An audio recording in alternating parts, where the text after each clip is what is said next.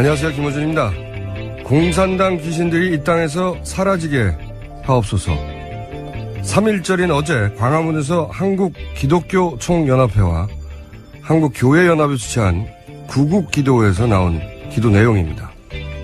이 구국기도회 단상에서는 군복을 입은 탄기국 대변인 박사모 전 회장 정광용 씨가 집회를 이끌었습니다. 저는 이 집회가 도무지 이해가 안 갑니다. 예수님이 이 땅에 오신 게 최순실의 이권을 위해서는 아니잖아요. 기독교와 박사모는 무슨 상관입니까? 그리고 박 대통령 탄핵과 3.1절은 또 무슨 상관입니까? 삼성이 최순실에게 말을 사준 게 공산당을 물리치기 위한 건 아니잖아요. 정유라가 말을 타면 북한이 무너집니까? 누가 저한테 이거 설명 좀 해주십시오. 김어준의 궁금증이었습니다. 시사인의 김은지입니다. 네. 어제 큰 집회가 있었죠. 예. 네, 3.1절 맞이해서요. 예. 아주 많이 모였습니다. 양쪽에서 많이 모였는데 가장 이해가 안 가는 게 저는 이제 이 기독교 단체들이 나와서 구국 기도회를 성조기를 들고 네, 성조기뿐만이 아닙니다. 또 뭐 들었어요? 예, 이스라엘 국기까지 나왔다고 합니다. 이스라엘 국기체가 뉴스공장에서 한번 얘기한 적이 있는데 들으신 건지요? 예, 나왔습니다. 뉴스공장에 들으셨는지 모르겠네요. 네, 켈빈파들이 많으니까 다음에는 프랑스 국기도 들고 나가실 기대하고 트럼프 대통령 얼굴도 거기 프린트에서 나오신 분들. 이게 한국 기독교가 이제 차별, 막말의 상징이잖아요. 세계적인. 기독교가 트럼프를 지지한다는 건 도저히 이해가 안 가는데 어쨌든 트럼프 얼굴, 박정희 전 대통령 얼굴, 성조기, 태극기, 이스라엘 국기 들고 3.1운동을 기념하기 위해 나와가지고 예, 독립을 기념하는 날이죠. 네. 네. 나와서 박사모 전 회장이 그 집회를 이끈다는 게 군복을 입고 야, 이거 하이브리드 합니다. 저는 이 관통하는 게 뭔지 모르겠어요, 도대체. 아, 참. 어제 집회 있었던 이야기 좀 짚어주세요. 네, 어제 소위 태극기 집회에 김평우 변호사가 나왔습니다. 저는 태극기 집회라고 부르는 건 태극기에 대한 모독이라고 생각해요. 네네. 그래서 소위란 말을 붙이긴 했는데요. 그러니까 친박 집회라고 하죠. 예. 네. 결국은 박근혜 대통령을 살리자는 거잖아요. 친박 집회라고 하죠. 예. 네네. 그럼 친박 집회라고 그러니까 말씀드리겠습니다. 태극기라는 프레임으로 그것이 곧 대한민국을 위한 길이라고 그렇게 프레임을 짰는데 자꾸 태극기 집회라고 불러주는 건 말이 안 된다고 봐요. 네, 그래서 어제 많은 분들이 3.1절임에도 불구하고 태극기에 다는 게 꺼려져서 안 달았다라는 이야기 하시더라고요. 아, 그게 태극기가 무슨 순환입니까, 이게. 예. 어쨌든, 자, 전해주십시오. 네, 어제 친박 집회에 김평우 변호사가 나왔는데요. 촛불 집회 참가들에 대해서 이렇게 말했습니다. 복면 쓰고 나타나서 붉은기 흔드는 어둠의 자식들이라는 막말을 했고요. 심지어 탄핵 심판 결과에 승복하는 사람들은 북한 인민일 거다라고 말했습니다. 그 어제 일관되게 나온 얘기가 이제 공산당 귀신이라고 했던가요? 네, 공산당 귀신을 물리쳐달라고 하고, 저는 한기총, 그리고 교회연합이었던가요? 그런 분들이 여기 나와서 집회하는 게 좀 이해가 안 가요. 오프닝에서도 얘기했지만, 복면을 쓰고 붉은 길을 흔드는 어둠의 자식들. 이분은 2002년 월드컵 때도 이런 생각했을까요? 붉은 악마들이 이렇게 했는데, 사실은. 아, 이해가 안 갑니다. 심지어 복면도 쓰지 않았고 붉은 길을 흔드는 사람도 거의 없었던 것 같은데요. 북한의 짓이라는 거죠. 계속 주장하는. 예. 전 국민의 80%가 이제 공산당이 되는 거예요. 이렇게 되면 이분들에 의해서. 3.1절하고 박근혜 대통령하고는 정말 거리가 멀어요. 생각해보면. 왜냐하면 박근혜 대통령 아버지가 누가 뭐라고 해도 독립군을 따라잡던 일본 만주군 장교 출신인 건 어쩔 수가 없는 거예요. 예, 그렇죠. 팩트이기 때문에. 그리고 이제 그 임시정부 적통을 사실상 부인하는 국정요것을 이번에 만들었잖아요. 그 위안부 합의 당사자들도 몰래 해가지고 이 원래는 가해자 일본하고 이제 위안부 할머니도 몇십 년간 싸웠는데 지금은 우리 정부가 일본 대신에 싸우고 있잖아요. 예, 그런 모양이 됐죠. 3.1절과 가장 먼 대통령입니다. 거기에 근데 이런 기독교 단체하고 같이 모여가지고 공산당 귀신 물러가라고 한다는 게 이해가 안 가요. 도저히 이해가 안 가는데. 박근혜 대통령이 기독교인도 아니잖아요. 예. 더 따져볼까요? 오히려 기독교 관점에서 보자면 이단 중에 왕 이당, 영세교 교주하고 가까웠지 않습니까? 네. 참. 이해가 안 갑니다. 이게 군복을 입고 박사모 회장이었던 분이 구국기도의 단상에 올라갔잖아요. 이거는 정확하게 70년대 박정희 시대에 최태민 씨가 군복 입고 구국선교단 할 때 그 모습 그대로예요, 이게. 예, 70년대로 돌아가 버린 거예요. 비유가 아니라 똑같잖아요. 군복 입고 흑기 들고 기독교를 끌어들여가지고 단상에 올라가서 공산당을 물리치자고. 그러나 실제로는 정권 유지를 위해서 했던 거란 말이죠. 예. 50년 전에 벌였던 일이 똑같이 벌어지고 있는 거예요. 예. 한 가지만 더 지적할게요. 한 가지만 더 지적하면, 저는 왜 이게 아무도 지적 안 하고 있는지 모르겠는데, 이 구국 기도회 단상에 이제 박사모, 전 회장이었던 분이 올라간 게 탄기국. 예. 네네. 탄기국의 대변인이거든요, 이분이. 네, 대통령 탄핵 기각을 위한 국민총궐기 운동본부 네, 줄임말이죠. 네. 탄핵 반대하는 집회 탄기국의 대변인을 박사모 전 회장이 하는데, 이 대목을 아무도 지적하지 않는지 모르겠는데, 탄기국의 그럼 공동 대표는 누구냐? 한 분은 권영애 씨. 기억하실지 모르겠는데, 30대까지는 잘 모르실 수도 있어요. 왜냐면, 이게 90년대 말이었으니까. 안기부장. 네, 안기부장 출신이에요. 이분이 이제 북풍, 초부풍. 그러니까 돈 주고, 총 쏴달라고. 네, 북한에 돈을 주고 총 쏴달라고 했던 사건이 실제로 있었어요. 상상하기 힘든 사건인데, 정말로 우리 정부에서 북풍을 일으키려고 선거에서, 당시 이해창, 그 다음에 김대중 전 대통령이 붙어선 선거죠. 근데 이제 북풍이 필요하니까 북한에 돈을 주고 총을 쏴달라고 안기부에서. 그러니까 그 사건의 책임자였거든요. 그래서 조사를 받다가 이분이 이제, 문구용 커터칼 있잖아요. 조그만 거. 예. 네.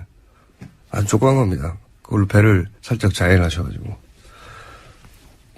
그런데 이분이 기독교 장로예요. 여하간 국정원이죠, 지금의 전신. 그분이 지금 탄기국 국정원 전신 오비죠, 오비. 국정원 오비. 그분이 회장이고 또 한 분, 정광택 씨가 또 회장이거든요. 전 이 대목은 더욱 의구심이 드는 대목인데, 정광택 씨는 누구냐면 태원 영화사 있지 않습니까? 정태원 씨, 유명한 영화판에서. 이 태원 영화사가 김기춘 전 비서실장이, 블랙리스트 만들면서 애국영화 만들어야 된다고, 화이트리스트. 그래서 이제 정부가 이 애국영화를 지원해줘라. 그래서 공적 펀드인 모태펀드 지원을 받고, 그렇게 만들어진 영화라고 하는 의혹을 지금 받고 있는 소위 애국영화 인천 상륙작전. 여기는 KBS가 한 30억 정도 투자했던 걸로 알아요. 네네. 네. 이걸 큰 돈을 벌었어요. 예. 그 영화사 대표의 부친이죠. 예. 이 대목을 왜 언론이 주목 안 하는지 모르겠는데, 그전에는 아이리스 드라마 유명했던 국정원이 투자했던 영화죠. 예. 이런 분들이 탄기국의 공동대표거든요. 그러니까 컨트롤 타워가 누굴까, 자금은 어디서 나왔을까, 이런 의구심을 가질 때, 이런 회장분들이 누군지 따져봐야 되는데, 이런 얘기가 전혀 없어서, 네, 짚어봤습니다. 저는 주목하고 있습니다. 그리고 또 무슨 얘기 있었습니까? 네, 어제 박 대통령 대리인단인 조은영 변호사도 말을 했는데요. 최후 변론에 대해서 이렇게 하겠습니다. 박 대통령 최후 진술을 당시에는 이동욱 변호사가 읽었었는데요. 그게 대통령 뜻이 아니었다면서 김평우 변호사가 했어야 된다라는 거죠. 그래서 다시 변론제기 신청할 거다 이야기를 했습니다. 저도 잠깐 봤는데 진짜 재밌는 뉴스예요. 자기들끼리 내가 읽겠다 하다가 다른 사람이 읽었다는 거잖아요. 입이 안 맞았다라는 거죠. 아니, 입이 안 맞았다는 게 아니라 싸웠다는 거죠. 내가 할게 하다가 결국은 대통령은 김평우 변호사한테 읽으라고 했는데 이걸 이동우 변호사가 읽었어요. 그러니까 다시 읽어야 돼요. 이거 아니에요. 내용은 똑같을 텐데요. 다시 그러니까. 읽어야 된다는 이유로 재개를 신청한다고. 자기들끼리 싸운 걸 가지고 왜 헌재가 책임을 져야 되고. 내용이 다르면 또 모르겠어요. 내용도 똑같은 걸 다른 사람이 읽어야 된다는 거 아닙니까? 그렇죠. 이 말도 안 돼. 목소리 톤이 마음에 안 들었나요? 대통령이? 이건 진짜 웃긴 뉴스였어요. 예. 대통령은 이 사람한테 읽으라고 했는데 다른 사람이 읽었어요. 다시 읽게 해주세요. 이거 아니에요. 그렇죠. 요약하면요. 웃긴 뉴스입니다. 그런 일도 있었고요. 또. 네, 서울시가 서울광장을 무단으로 사용 중인 보수단체에 대해서는요, 경찰에 형사고발 조치하겠다라고 밝혔습니다. 박원순 시장이 화가 났나 봐요. 이거 오래 참은 거거든요. 예. 예, 그렇죠. 왜냐하면 지난 1월 21일부터요, 한 달 넘게 무단으로 신고 없이 텐트 40여 동을 세워서 농성을 벌이고 있었습니다. 이거 불법 텐트 예, 불법이거든요.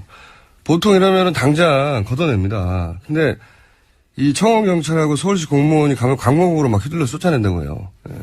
참다가 드디어 고발하게 된 거죠. 한 달 넘게. 그리고 뭐 거기 서울 도서관 있잖아요. 거기 들어와서 그렇게 술을 드신다고 이 집회 오신 분들이 그것도 참다가 서울광장도 집회 신고 안 하고 무단으로 사용하는 거예요. 이게 다 불법이에요. 잡으려고 하면 모조리 다 철거할 수 있는 겁니다. 근데 안 하고 기다리다가 한 달 넘게 기다리다가 예, 박 시장이 많이 참았는데 살인과 테러 주창하는 내란 선동 이야기하는 사람들한테는 더 이상 인내할 수 없다라고 밝힌 거죠. 그러니까요. 경찰은 또 뭐 하는지. 자, 그런 일이 또 있었고요. 어떤 뉴스 또 있습니까? 네, 또 탄핵을 반대하는 이들이 손석희 JTBC 사장 집 앞까지 몰려가서 주기적으로 시위를 벌이고 있다고 합니다. 대한민국 애국연합이요, 지난 26일부터 3월 중순까지 매주 일요일마다 손 사장 집 앞에서 집회 열겠다 이렇게 신고했거든요. 게다가 지난 28일에는요, 탄기국의 지역 회원들 70여 명이 문재인 전 대표의 경남 양산 집 앞에서 집회를 열었습니다. 이게 주택가거든요, 완전히. 문재인, 손석희, 이런 분들, 그냥 집 앞에 사는 거거든요. 이게 무슨 광장도 아니고 거리도 아니고, 사람 사는 동네. 물론 집회가 신고제이긴 하지만 주택가 안에서 골목에서 이거 하는 거거든요. 예? 네, 생활평온이라는 이유로요, 금지할 수 있습니다. 얼마든지 경찰이 개입할 수 있는데 안 하는 거예요, 이것도. 예. 마찬가지로, 지금 뭐, 방맹이 들고 휘두르고 이런 것도 제재할 수 있는데 안 하는 거거든요, 지금. 경찰. 참네. 제가 운영하는 그 사무실 앞에도 이미 몇 주째 이분들이 오셔가지고, 제가 한 번은 그 앞에 이제 어르신 한 분이 이제 집회를 준비하고 있길래, 제가 왜 오셨냐고 가서 이렇게 물어봤더니, 김어준 잡으러 왔다고, 저한테. 정작 못 알아본 거죠. 그래서, 김어준 왜 잡아야 되냐고 그랬더니, 나쁜 놈이라고. 그래서 막 저를 설득해가지고, 거의 설득됐어요, 제가. 저는 이런 스트레스는 안 받는데, 이 주택가 앞에서 이러면 주민들도 괴롭고요. 완전 주택가기 때문에 주택가 골목 안에서 하는 거라 이거 막을 수 있는데 안 막는 겁니다. 이런 일이 계속 벌어지고 있습니다. 자, 저희가 갑자기 전화가 한 군데서 와가지고 잠시 후 민의를 할 텐데, 뉴스 한두 개 정도 읽을 수 있을 것 같습니다. 네, 특검 수사로 드러난 13개의 거짓말이 있다라는 중앙일보 보도인데요. 13명에게 위증죄까지 적용했습니다. 거짓말 내용들을 좀 보시면요. 김영재 의사 같은 경우에는 청문회에 나와서 대통령 안면 시술한 적 한 번도 없다 이렇게 말했거든요. 그런데 특검 수사 결과 오해했다라는 거고요. 그것도 예. 특정 기관의 오해고, 네. 그렇죠. 본인이 밝힌 것만 오해. 예, 밝힌 것만 그렇습니다. 네, 보톡스 했다는 거죠. 보톡스. 네, 얼굴 시술. 그러니까 대통령 얼굴에 뭔가 주사나 뭘 댔다고 하는 사람 아무도 없었어요. 근데 이제 줄줄줄 나오고 있는 중이죠. 네. 그리고 또 13개가 뭡니까? 정기환 교수 같은 경우에도요. 한 번도 시술한 적 없다라고 했지만 3회 시술했다라는 게 드러났고 뉴영스 리프트 시술을 계획했다. 뉴영스 리프트. 예, 주름을 개선하는 시술 같습니다. 그래요? 아니 영스 리프트면 모르겠어요. 근데 뉴영스 리프트는 뭡니까? 네. 아마 영스 리프트가 이 김영재 의원 쪽에서 했던 시술인 것 같고요. 거기에 자기가 뉴자를 더 붙인 게 아닌가 짐작이 됩니다. 웃기네요. 영하라고 하는 거에다 또 뉴를 붙이니까. 예. 예. 어쨌든 이분들이 저 때 안 했다고 그러다가 청문회 나와가지고 특검에 가서는 이제 했다고 몇 번씩은 인정했고요. 그리고 이임순 교수 같은 경우에도 박채윤 씨 전혀 모른다. 서창석 교수한테 소개한 적 없다. 이렇게 말했거든요. 하지만 박채윤 씨와 서창석 교수가 알게 된 건 이임순 교수 소개 덕분이라고 합니다. 모른다가 아니라 본인이 직접 소개했다. 네. 네, 이임순 순천향대 산부인과 의사. 네네, 그렇습니다. 이분은 또 안 했다고 했는데 주사도 났다고 밝혀진 바가 있고. 그리고요. 네, 이영선 행정관 같은 경우에도요. 헌재에 나와서 최순실 씨 데리고 청와대 간 적 없다. 이렇게 주장했었는데요. 해당 문자 나왔었죠. 최 선생님 들어가십니다. 라는 문자가 나왔다라는 거고요. 네. 네. 이렇게 간단하게 밝혀진 거짓말만 지금 정리한 거군요. 근데 또 빨리빨리 해주세요. 네, 13개 모두 하는 걸로. 예. 간단하게 이름과 뭘 했는데 아니었다. 아, 네네. 최경희 전 총장 같은 경우에는요. 최순실 씨 만난 게 2번이 전부라고 했지만 거짓말이었고. 예, 그것도 거짓말이고요. 남궁곤 전 입학처장 같은 경우에도 면접관들에게 영향 미칠 만한 행동 한 적 없다. 이렇게 말했는데 금메달 리스트 뽑으라고 했고. 예, 목 달고 온 사람 뽑으라고 했죠. 그리고 김경숙 교수 같은 경우에도요. 정유라 학점 관리 지시한 적 없다라고 했지만 잘 봐주라고 이야기했다라는 너무 거고요. 많네요. 다음에 내일 나머지 하죠. 네네, 13개나 돼서요. 오늘 반하고 그리고 제목 중에 재밌는 거는 드디어 황교안 대행의 팬클럽이 출범했네요. 네, 맞습니다. 어제 했는데요. 황교안 대통령 만들기, 통일 대통령 만들기라고 해서 이름이 황대만입니다. 아, 이거는 장명 센스가 안 튀네요. 저한테 좀 물어보시죠. 자, 오늘 여기까지 하고 저희가 미니가 갑자기 잡혀가지고 내일 다시 뵙겠습니다. 시사인의 김은지였습니다. 감사합니다. 자, 저희가 전화를 갑자기 받아서 긴급 발언 요청이 와서 저희가 미니를 잡았습니다. 민주당 송영길 의원 전화 연결됐습니다. 안녕하세요, 의원님. 네, 안녕하십니까? 네, 갑자기 연락을 주셔서 저희가 미니 인터뷰를 잡긴 했는데, 그래서 시간은. 네네. 감사합니다. 짧게밖에 못 드립니다. 네. 어떤 일로 전화를 주셨습니까? 네. 아시다시피 특검 연장 법안이 이제 처리가 돼야 되는데, 네. 법사위에 막혀 있습니다. 네, 오늘이 마지막 날이죠.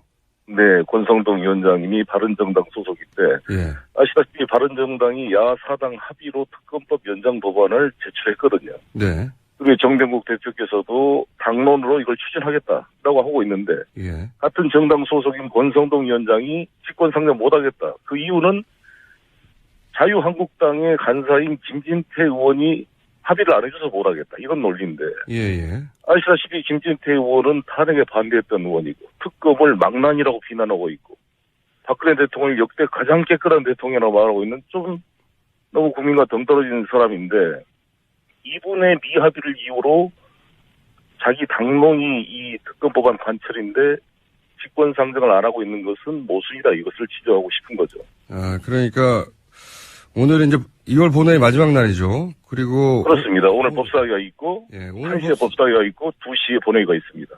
그 법사위 전체회에서 이게 상정이 되지 않으면 이제, 물 건너가는 건데, 근데 이제 상정하지. 정세균 의장님 직권상정이 있는 건데, 정세균 의장님 만나서 저희들이 직권상정을 요청했더니, 아니, 법사위가 먼저 할 것을 요구해야지 왜 나에게 요구하냐. 그것도 일리가 있는 말씀입니다. 순서는 그게 맞긴 합니다. 예. 예, 지금 법사위원장 권성동 위원장이 처리를 해줘야 돼요.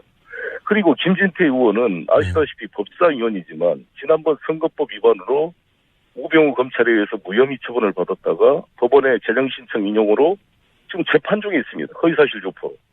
따라서 허위사실 유포로 재판 중인 사람이 법사위 간사를 한다는 것은 맞지가 않잖아요. 그래서 우리 당에서 간사직을 사표내라 이렇게 요청하는데 버티고 있습니다. 어떻게 보면 자격이 없습니다. 법원을 감독하는 법사위 간사가 재판을 받고 있다는 것은 모순입니다. 그래서 이 사람이 합의를 안 해준다는 이유로 권성동 위원장이 직권상정을 안 된 것은 잘못된 것이다. 바른정당이 이번 기회에 가짜 보수와 선을 긋고 진정한 보수의 중심에 서려면 이 특검 법안을 관철시킬 때 국민들이 그것을 인정해 줄 것이다. 이렇게 봅니다. 그러니까 지금 긴급하게 전화 주신 이유는 오늘 법사위 전체의 본회의 마지막 날인데 여기서 네. 바른정당은 당론으로 특검법을 추진하겠다고 했는데 권선동 네. 위원장이 이제 바른정당 출신인데 네. 바른정 소속인데 권성동 위원장은 그런데 당론하고는 다르게 여야 합의가 안 돼서 상정을 못한다고 하고 있는데 이게 말이 안 된다 이런 말씀이신 거죠? 예. 그렇습니다. 오늘이 아주 중요한 시간이어서 이걸 긴급하게 말씀드리고 저희가 이 법사위를 이제 참관하러 가려고 합니다. 그러니까 이제 정세균 의장 이전에 일단 여기서 결론을 내야 되는데 바른정당도 권성동 위원장을 압박해 주시고 그리고 민주당도 압박하겠다 이런 말씀이시네요. 그렇습니다. 예. 국회의장 직권상정 이전에 충분히 가능한 절차가 있다 이런 말씀이신 것 같은데 근데 권성동 위원장은 이제 역대 특검법이 모두 여야 원내대표 합의로 발동이 됐기 때문에 그런 관례를 어길 수 없다는 말씀 아니겠습니까? 그런 관례만을 따질 것보다는 국회의원의 직권상정이 훨씬 더 요건이 더 어렵습니다. 어떤 면에서는. 예. 국회의원 직권상정은 천재지배나 전시상황 이에 준하는 사태일 경우에 직권상정하게 돼 있지만 법사위의 여야 간사 합의 아까 말한 대로 그건 있어야겠지만 지금의 특수한 상황이고 말씀드린 것처럼 김진태 의원 본인이 재판을 받는 피고인의 입장에서 법사위 간사의 자격을 상실한 사람이다. 그리고 특검을 망난이라고 비난하고 완전히 국민과 동떨어진 좀 일탈 행동을 일삼는 이러한 분의 미합의를 이유로 특검에 찬성하고 특검의 연장을 주장하는 바른정당 소속 권성동 위원장이 핑계를 대는 것은 대단히 좀 설득력이 약하고 애매한 태도다 이걸 지적하는 것이죠. 그리고 탄핵 소추위원장으로서 권성동 위원장이 눈물을 흘리면서 헌법재판소에서 박근혜 탄핵을 주장했던 분이 그거를 정면으로 부정하고 있는 김진태 간사의 말에 그렇게 끌려다니면 되겠습니까? 누가 국민들이 어떻게 그 진정성을 믿어주겠습니까? 알겠습니다. 무슨 말씀인지 취지는 충분히 알아들었고요. 저희가 잠시 후에 또 바른정당 김성태 의원 나오시니까 이 문제 또 함께 의논해 보겠습니다. 오늘 말씀 감사합니다. 네, 감사합니다. 네, 지금까지 저희가 민의로 긴급히 잡았던 민당 송영길 의원이었습니다. 자, 저희 방송 초기부터 가장 핫했던 코너 내부자 둘. 오늘 한 분은 독일에 가 계십니다. 이분은 독일이 거의 제2의 고향이 되시는 분인 것 같은데. 네, 더불어민주당 안민석 의원은 독일에 가 계시고요. 자, 스튜디오에 바른정당의 김성태 사무총장이 출석 나오셨습니다. 안녕하십니까? 예, 안녕하세요. 김성태입니다. 네. 안민석 의원님 전화 연결돼 있나요? 아니, 오늘 김수태 의원님 스튜디오에 안 나가시겠다고 저한테 약속했는데 또 혼자 이렇게 좀 계시네요.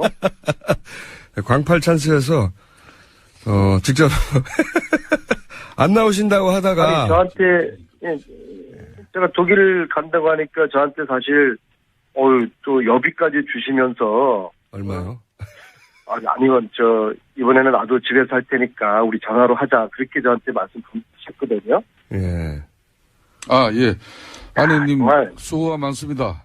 우리 사무총장님 정말. 직접 출연한 것은 오늘 아침에 또 일찍 일정이 또 있어요. 그래서. 네, 겸사겸사. 그 시간 뻔히 일찍 일어났는데. 이 방송국 옆을 지나면서 스튜디오에 출연하지 않고 전화로 하는 것은 좀 도리가 아닌 것 같아서 직접 나왔어요. 이제 요거는 잘하셨습니다. 예, 잘하셨어요. 네. 공개적인 이유고요. 실제로 뒤에서 하신 말씀은 안민석 의원 없을 때 내가 말을 많이 하려고. 자, 의원님 독일은 왜 가셨는지 잠깐 설명해 주시고 저희가 국내에서 급한 현안이 있어 그 얘기 먼저 듣고 얘기를 하려고 하니까 독일에 왜 가신 겁니까? 또 독일이라서 딜레이가 좀 있네요. 제가 안민석 의원이 독일을 간 것은 프랑스 국가기관이 소장하고 있는 우리 문화유산 정리의계의 국내 전시를 협의하기 위해서 아마 출장을 간 걸로 알고 있어요. 그렇지만 본인의 마음속에 가장 큰 본질은 프랑스 바로 옆에 독일에 가서 최순실 일가와 또 정유라 도피 재산, 은닉 재산을 아마 추적하고 있는 걸로 알고 있습니다. 안민석 의원님. 독일이, 네네. 전화 끊으셔도 될 것 같아요. 독일이고요. 네. 저 지금 독일에 있고요. 예. 지금 특검이 지금 이제 마무리는 됐는데, 이 특검 14개 조사 항목 중에서 이제 12번이 최순실의 불법 은행 재산을 조사를 하겠다는 거였는데 예. 이 부분을 거의 그 손을 못 대고 마무리됐어요. 특히 시간이 없어서. 예. 최순실 재산이 여기저기 막 은닉돼 있는데 이것을 특검이 못하니까 저랑 주진우 그리고 안흥구 국장 이렇게 해서 우리라도 가서 네. 이걸 좀 도민들하고 함께 찾아보자. 그래서 지금 4일째인데요. 이분들이 참 재밌어요. 그 최순실 재산 관련돼서 차명 재산을 관리하고 있다는 분들을 쭉 만나고 있는데 네. 그 국정농단 세력들하고 특징이 똑같아요. 무조건 최순실 모른다고 잡았댔잖아요. 예. 이분들도 일단은 딱 잡았대요. 최순실 모른다고. 그렇겠죠. 그런데 네. 어쨌거나 4일째 되는 날 오늘 저녁 때 저희들이 왔다는 이야기를 듣고서 독일 도민들이 한 50분이 모였어요. 예. 그래서 이분들이 오늘 어마어마한 제보들을 쏟아내셨는데 최순실 독일 재산 지금 추적하는 아주 터닝 포인트, 변곡점을 지금 맡고 있습니다. 그래요? 뭔가 큰 건수를 가지고 돌아오시는 겁니까? 50분이 모였다니까요, 교포분들이요. 거기서는 광부 50분. 출신도 있고, 그 다음에, 간호사 출신도 있고. 아직은 지금 손에 확실히 쥐신 건 없고, 그런 분들을 면담하면서 굵직한 뭔가 건수를 가지고 이제 돌아오실 예정인 거죠? 다음 주 교통방송에 잘 제가 정리를 해드릴 텐데요. 먼저 예. 그 페이퍼 컴퍼니, 예. 페이퍼 컴퍼니도 이제 새로 또 발견을 했고요. 그 다음에 제가 이번에 저희들이 꼭 그 양혜경. 예. 이분이 이제 전 삼성 유럽 본부장. 예. 네. 저희들이 이제 이분에 대한 여러 가지 제보를 받고 핵심적인 내용이 그 이재용과 최순실 그 독일 예. 글에 양혜경 씨가 깊이 관련돼 있을 것이라는 이제 이런 제보를 여러분에게 들었는데요. 딱 4일 전에 이분이 홀연히 집을 떠났어요. 집을. 그 4일 전이 예. 저희들이 온 시기하고 딱 똑같거든요. 한국에 출발한 시점에서 그 의원님이 한국에 출발한 시점에 집에 안 들어오신다고요? 그때부터 이분이?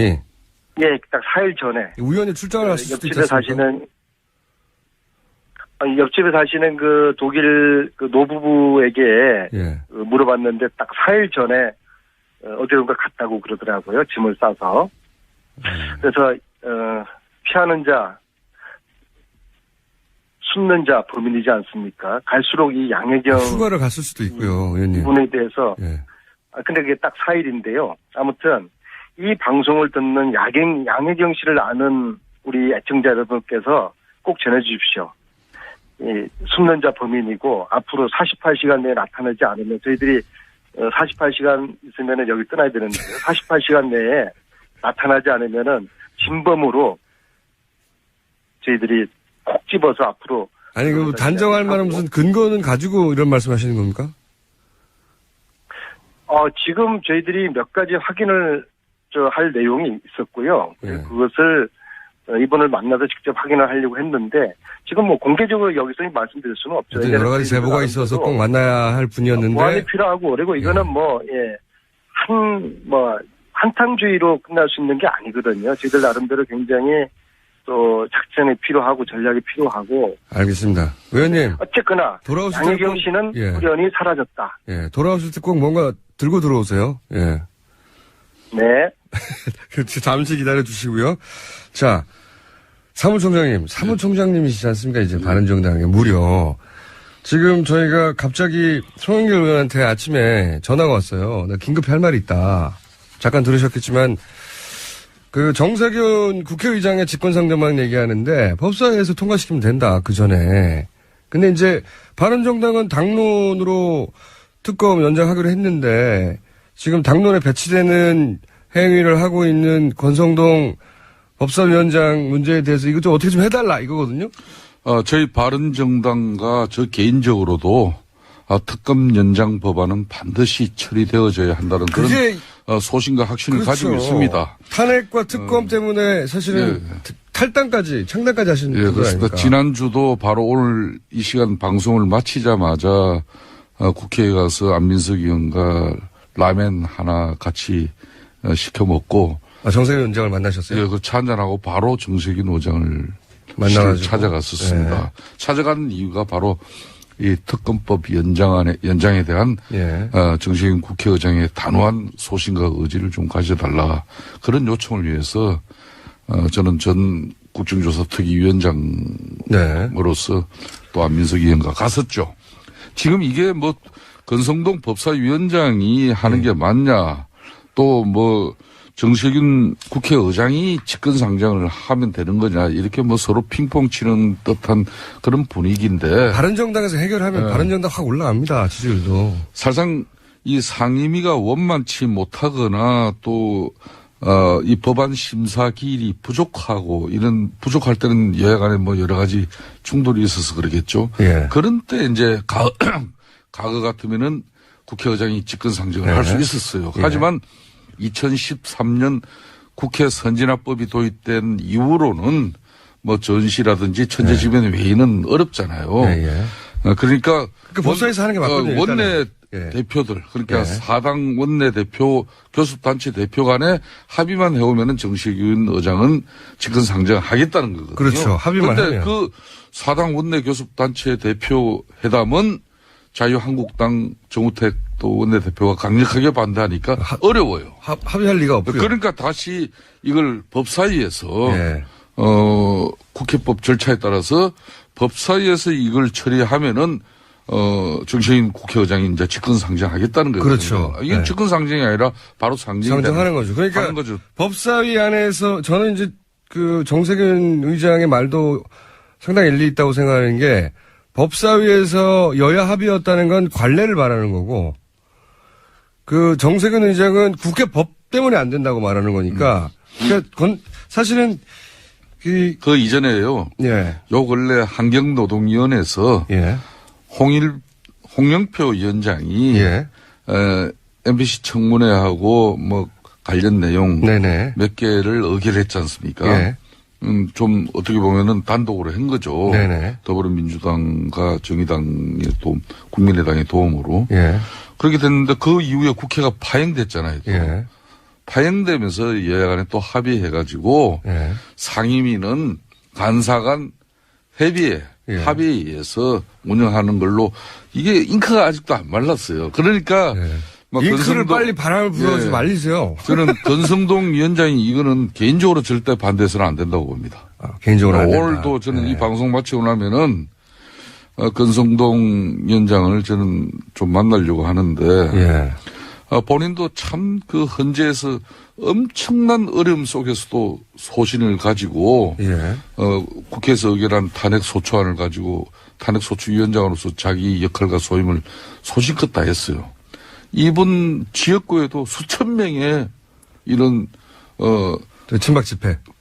제가 꼭 어느 단체라고 말하지는 않겠습니다만은 네. 그런 엄청난 어려움 속에서도 소신을 가지는 사람이에요. 뚝심 있는 분이지 않습니까? 그렇기 때문에 특검 연장법을 법사위에서라도 여러 가지 방안을 좀 저는 찾아야 된다고 봐요. 그러니까 지금 당론으로 그러니까 당의 전반적인 분위기가 저희 바른정당은 분명히 특검 연장법 맨 처음에 한교안 권한대행이 작년 박영수 특검법에 의해서 예. 30일 연장할 수 있게끔 되어 있으니까 연장했었어야 하고 그걸 우리는 강력하게 요청한 거고 예. 만일 그게 안 되면은 우리는 특검 연장 법안에 동의한다. 이런 분명한 당론을 가지고 있습니다. 자, 그러면 지금 남은 거는 권성동 법사위원장이 이거를 상정을 해야 되는데 지금 상정 못하는 이유는 김진태 자유한국당 간사가 반대해서인데 그렇습니다. 이럴 경우에 권성동 위원장이 간사가 반대하지만 지금 특수한 상황이니까 상정한다고 탕 치면 그냥 끝나는 거잖아요. 네, 그럴 수도 있습니다. 근데 그걸 안 하시는 건데 그게 이제 불과 제가 아까 말씀드린 채로 네. 지난 일주일 전에 국회가 겨우 정상화됐어요. 그러니까 바른정당 입장에서 권성동 위원장을 지금 압박하고 있나요? 당론이 이렇다고 설득하거나? 사실상 이런 이 지금 특검 연장 법안은 우리 국민들 70% 이상이 예, 원하는 간절하게 바라는 그런 사항이고 예. 그걸 떠나가지고 뭐 최순실이 자신의 역량 능력을 뽐내고 우리 국민들을 위해서 봉사하기 위해서 그걸 난리를 떨었겠습니까? 한마디로 국가 권력을 이용해서 부정불법적으로 사적 이익을 추구한 그런 사실상 그런 부분이 지금 특검에서 조사에서 다 빠져있어요. 지금 그러니까요. 이제 그걸로 넘어가야 될 상황인데 이게 잘 안 돼가지고 안민석 의원이 독일까지 갔습니다. 그렇기 때문에 더군다나 우병우 전 수석이라든지 또 문고리 3인방에 대한 수사는 이제 시작 단계에 불과하죠. 부족한 건 다 아니까 그러면 사무총장님 책임져 주세요. 하여튼 저도 이 방송 마치고 나면은 뭐 권성동 위원장님이나 또 권성동 위원장님 뭐에 제일 약하시죠? 정세균 그분은 뭐 자기 소신입니다. 좀. 아무리 뭐 자기 주장이 좀 강하신 분이죠. 애교 이런 건 안 되네요. 애교라기보다는 하여튼 우리 바른정당 동료 의원들이 뭐 특단에 좀 요구를 할 계획입니다. 그러세요? 바른정당 의원들이 다 몰려가서 권성동 위원장에게 이것이 얼마나 중대한 사안인지 이번만은 본인 개인의 솔직하게 제가 거듭 밝힙니다만은 국회 정상화 일주일 되기 전에 사당 원내대표 교섭단체 대표 간의 합의가 앞으로 각 상임위에서는 간사간 협의의 합의에 의해서 상임위를 운영한다 이렇게 합의문이 그 한 줄 들어가 있는데 이거 일주일 된 걸 이걸 또 이 엄중한 상황에 반드시 특검 연장 법안을 처리해야 된다는 그런 절체절명 상황이지만은 그걸 또 위반하면서 이걸 한다는 제가 보기엔 당의 운명에 걸렸어요. 참 어려운 지금 상황인 것 같다. 그래서 나와 이럴 때는 국회의장님이 저도 나와 있습니다, 사무총장님. 의원님? 사실상 비상시국이잖아요. 아이티 연결돼 계시네? 네. 자. 지금 말씀하시는 게요. 폭탄 돌리기 하고 있는 거거든요. 그렇죠. 어떤 의미에서? 감옥에 있는 가 얼마나 지금 속으로 표정 관리를 하고 있겠습니까? 좋아하겠죠, 지금. 의장님은 법사위원회에 또 법사위원장은 간사들에게 이거 직권상정은요, 두 가지 부류가 있는데요. 하나는 국민들에게 지탄받고 비난받을 직권상정이 있고 또 다른 직권상정은 국민들이 박수치고 지지할 직권상정인데 이 지금 특검법 연장을 위한 직권상정은 아마 국민들 다수가 70-80%가 지지하고 박수를 보낼 거 아니겠습니까? 그래서 저는 정세균 의장님이 이 총대를 매시면은 구국의 영웅이 될 거라고 저는 봅니다. 그래서 제가 지난주에 김수태 의원님하고 같이 찾아뵈서 구국의 영웅의 길을 선택하십시오, 의장님.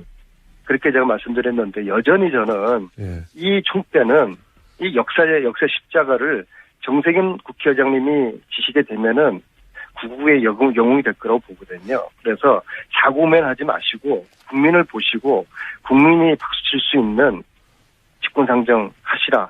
저는 그렇게 꼭 요청드리고 싶습니다. 사실상 안민석 의원이 지금 독일에서 이렇게 전화로 이야기를 하고 있지만은 어떻게 보면은 정치적 부담을 안고라도 뭐 더불어민주당 입장에서 뭐 결행을 한다면은 이건 할 수 있는 상황이에요. 그렇죠. 할 수 있습니다. 할 수는. 솔직하게.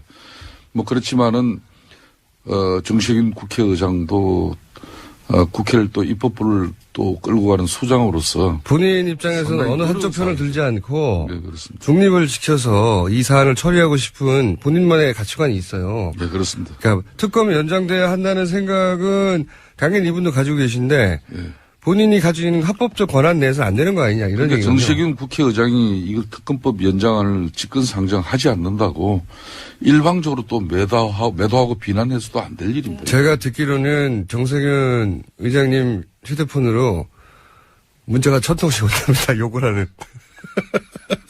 그래서는 안 된다고. 네, 거꾸로 제가 보기에는 이런 이유로 해달라고 응원 메시지도 필요한 것 같아요.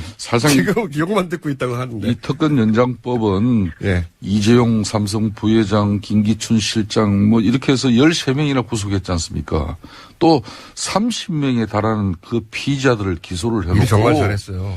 만약 이게 특검이 연장되지 않는다면은 이거 공소 유지하는데. 그것만도 어렵고요. 상당한 어려움이 있어요. 그 지금 이 피의자들 대부분이 소위 가진 자들 아닙니까? 그러니까 얼마나 빵빵한 변호인단을 그러니까 쓰겠습니까? 국내 최고 로펌이나 변호사들 동원해서 그렇게 재판 준비하고 그러다 보면은 공소 유지를 제대로 못하면은 그동안의 수사나 성과가 물거품이 되는 거예요. 다 풀려나는 거예요. 그것 때문에 지금 걱정하는 거죠. 그래서 이게 만약에 이제 법사위에서 만약에 예.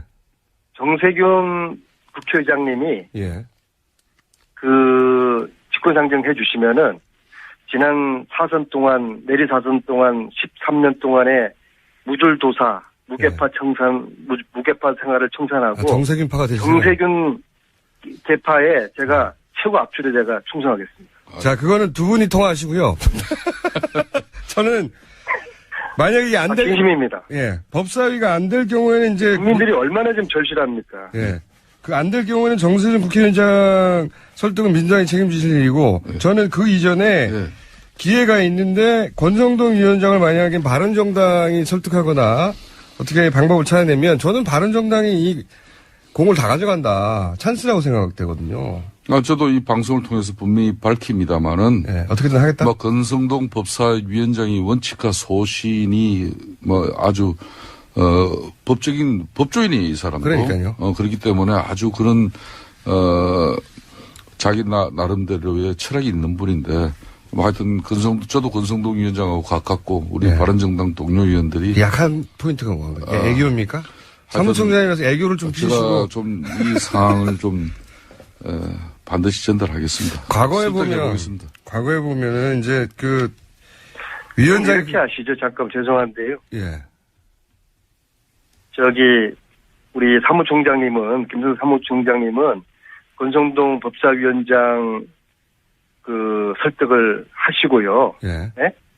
설득하지 못하시면 책임지고 사무총장 내려놓으시고 저는 정세균 의장님 설득해서 정세균 의장님이 직권상정 하시면은 저는 정세균 의장님 업고 다니고 아니 설득 못하시면 정세균 의장님 최고 앞줄에 제가 서겠습니다. 설득 못하시면 의원님도 벌칙이 있어야죠. 사무총장 내려놓으시고 하면 의원님도 의원직을 저는 내려놓을 게 없어요. 당직도 없고 수준인데 제가 내려놓을 게 뭐가 있어요. 그러니까 아주 자유인이에요. 자기는 프랑스로 독일로 참 이렇게 하고 저 방송 전화를 통해서 할 말은 다 하고 있잖아요. 제가 권성동 위원장을 사무총장님이 설득해가지고 이게 만약에 통과되면 저희가 앞으로 3분씩 하루에 3분씩 한 일주일간 따로 코너를 마련해드리겠습니다. 광고 코너를. 김성태 사무총장님한테. 그 제가 보기에는 말이죠. 이건 진짜 농담이 아니라 바른정당이 이걸 해결했다. 지지율 확 올라갑니다. 지지율. 바른정당이 말한 것과 이때까지 말한 것과 일치하게 정상적인 보수구나. 합리적인 보수구나라고 확 쏠려요. 눈길이 확 갈 수 있어요. 그 당 지지율을 떠나가지고 지금 이 시대 정신이 이런 사실상 보수 진보 진영의 논리로 지금 어제만 하더라도 사실상 촛불은 종북으로 태극기는 애국으로 이렇게 규정하고 자신과 뜻이 다르면 악으로 이렇게 매도하는 말이 안 되잖아요. 이분법적 어떤 그런 사고로 이렇게 비춰지는 이 얼마나 큰 불행입니까? 이런 불행을 앞으로 종식시키기 위해서라도 이번 특검법에 의해서 최순실 이런 국정농단에 대한 진실과 의혹은 한 줌이 정말 하나도 숨김없이 또 여지도 없이 미련도 없이 이 특검이 수사로 마무리해 줘야 되거든요. 맞습니다. 이건 대한민국을 위해서 필요한 거예요. 제가 보기엔 이 정국에서 탄핵 가결 당일날 이후로 처음으로 찾아온 바른정당의 기회예요. 절호에 찬스입니다. 모두가 주목하고 모두가 안타까워하고 어떤 방법이 없나 답답해할 때 해결하면 이거는 공을 가져가고 주도권을 가져갈 수 있어요. 이거 왜 안 하는지 이해가 안 갑니다. 저는 예를 들어서 예전에 그 위원장이 곤란할 때 사익 끊는 거 이야기 하려고 하는 거죠? 그러니까 본인은 그 사회권을 딴 사람한테 줘버리고 퇴장해버린 경우도 있거든요. 그러면 다음 간사가 받아가지고 처리한다든가 이런 방법도 있지 않습니까? 그런 사실상 물리적인 방법으로 물론 본인이 하는 게 제일 좋고요. 독단적으로 의결 처리하고 나면은 반드시 그 후유증이 엄청나게 이걸 못해도 후유증이 큽니다. 사실상 이거는 자유한국당에 또 결정적인 또 빌미를 줄 수도 있는 그런 부분도 있죠. 그렇지만은 그럼에도 불구하고 사실상 이 특검법 연장안은 정말 중요한 문제예요. 자, 그럼 김성태 오늘 그래서 저는 법사위원장님과 예. 정세균 국회의장이 딴 사람 필요 없어요. 두 분이 머리를 좀 맞대고 방안을 찾아야 된다고 봅니다. 두 분이 그렇게 안 할 겁니다. 어차피 정치적으로는 교섭단체 원내대표 간의 협상에 의해서 합의는 그런 어려운 이야기고. 그건 안 되는 거고. 그리고 이미. 법사위 안에서도 예. 간사간 또 합의에 의해서 특검 연장 법안을 법사위에 상정하는 것도 그것도 불가능한 일이고. 예. 그렇다면은 법사위 위원장과 국회의장이 두 분이 담판을 줘야 돼요, 이거는. 두 분이 담판 안 될 것 같고요. 제가 보기엔 바른정당과 바른정당 소속의 권성동 위원장이 담판을 줘야 됩니다. 뭐 거기서 당을 살려야 이런 때 안민석 의원은 왜 또 사무총장님, 예. 이 바람 불 때 연날리시는 겁니까? 제가 없다고 그냥 혼자 다 하시네요. 제가 바른정당 처음에 만들어질 때 이렇게 제가 말씀드렸죠. 이거는 위장 이혼이다. 에? 그런 말씀드렸는데 그런 오해를 벗으려고 그러면은 이번에 바른정당이 이 결단을 해 주셔야 돼요. 한번 지켜보겠습니다. 그게 단가요? 지금 하실 말씀이? 안민석 의원님. 센 얘기 나왔잖아요. 지켜보겠다고요. 네. 네, 다들 지켜는 보고 지금 있습니다. 국회 일당은 더불어민주당이라는 사실 결코 그러니까요. 그만큼 책임도 큰데 바른정당이 못하면 결국 이제 정세균 위원장으로 넘어가게 됩니다. 저희가 정세균 위원장 제가 지켜보겠다는 말씀은 네. 애초에 기대하지 않겠다는 그런 뉘앙스를 깔고 있는 건데요. 그래서 결국에는 이 문제는 정세균 의장님께서 역사의 총대를 낼 수밖에 없다. 제가 그렇게 저는 말씀을 드리는 겁니다. 근데 그렇게 말씀하시면은 바른정당의 찬스가 갈까봐 오히려 바른정당 그냥 적당히 해. 그러다 지지율 올라가면 안 되니까 이렇게 하시는 거 아니에요, 지금? 이거는 당리당략 그리고 이런저런 복잡한 계산을 할 문제가 아니고요. 여기에 뭐 여야 문제가 어디 있겠습니까? 진실을 밝히는 문제입니다. 알겠습니다. 사무총장님. 예. 꼭 해주세요. 오늘 최선의 노력을 다하겠습니다. 네. 정말 최선을 다하겠습니다. 김성태, 안민석 의원이었습니다. 헌재 판결, 특검의 연장, 황교안 대행의 탄핵. 향후 2주가 아마도 앞으로 5년 혹은 그 이상을 결정질 수 있을 텐데요. 국민의당 박지원 대표 연결해서 이 전국 짚어보겠습니다. 오랜만입니다, 대표님.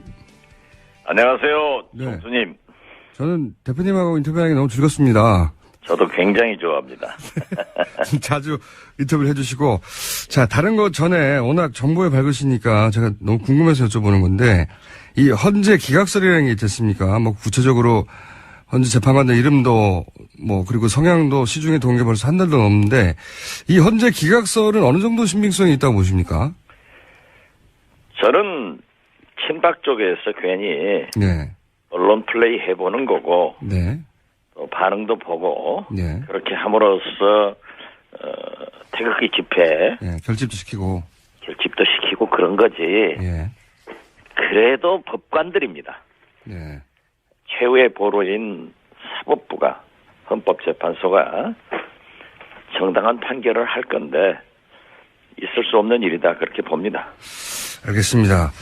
자, 또 한 가지 최근에 막 돌고 있는 설 중에 하나가 사퇴설이에요. 이건 또 얼마나 가능성 있는 이야기라고 판단하시는지. 오랜 친구분이 현재 대통령 비서실장으로 계시지 않습니까? 혹시 좀 들으신 이야기는 없으세요? 뭐 개별적으로 만난 일은 없고요. 예. 또 듣지도 않고 제가 볼 때는 사퇴설은 예. 정치공학적으로 굉장히 술수가 높은 박근혜 대통령이기 때문에 예.